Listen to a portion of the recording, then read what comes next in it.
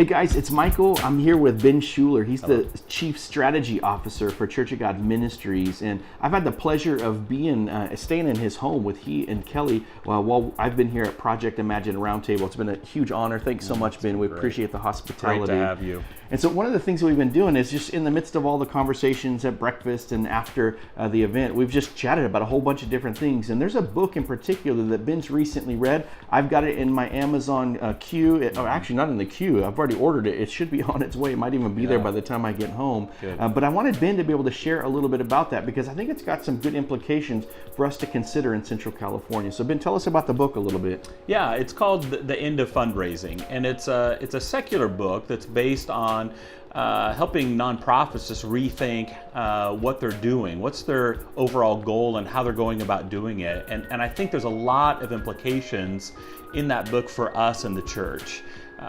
One of the things that it uses is called social market value. And so they're trying to gauge what kind of actual impact are you having on the world? How exactly are you making a difference? And I think for us in the church, it really relates well because our goal, we want to give life through the local congregation into the community.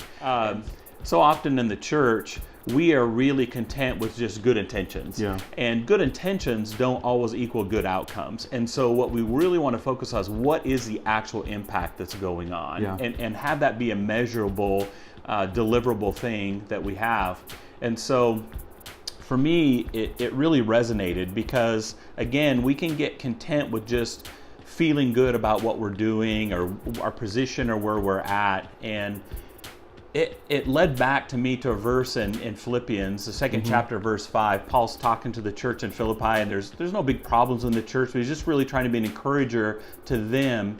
And he says, you know, as Christians, we should have the same attitude as Christ Jesus, who in very nature God did not consider equality with God something to be used to his advantage, but instead made himself nothing, taking the very nature of a servant.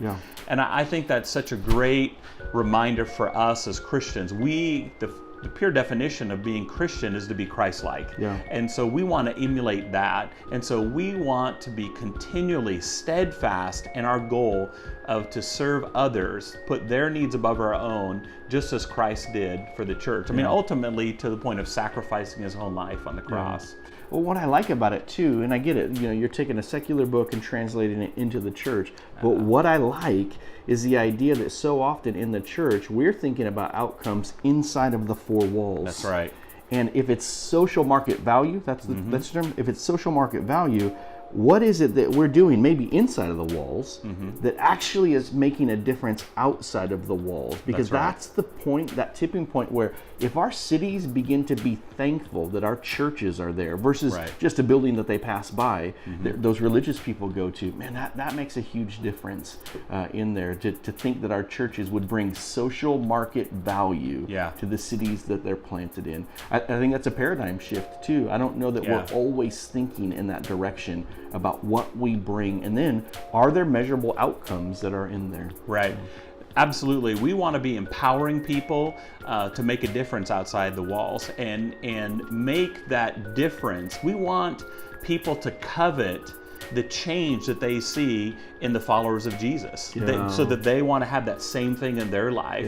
And that difference can be made by empowering people, not just meeting their needs or focusing on the people that just come in the building and having them be content and feel good about what's going on, but we want to be empowering them for ministry going out, which is really discipleship to me is completed when you're discipling other people. There you go. That's what's happening. And so we want to continually be focused on what kind of impact are we having, and we can only have it when we continually empower others, and that reverse pyramid just continues to grow out and out. So good. Well, hey guys, if there's anything in that book, I'll put that in the video at the end so you can find a link to be able to get that book. But I'd really encourage you to think about the social market value that you're bringing to the city that you're planted in. Your church has a DNA and was planted there by early pioneers who had a vision. And it wasn't a vision for the church, it was a vision for the city and the world as a whole. Bring social market value to the city that you're planted in. Blessings to you guys. Have a great day. God bless.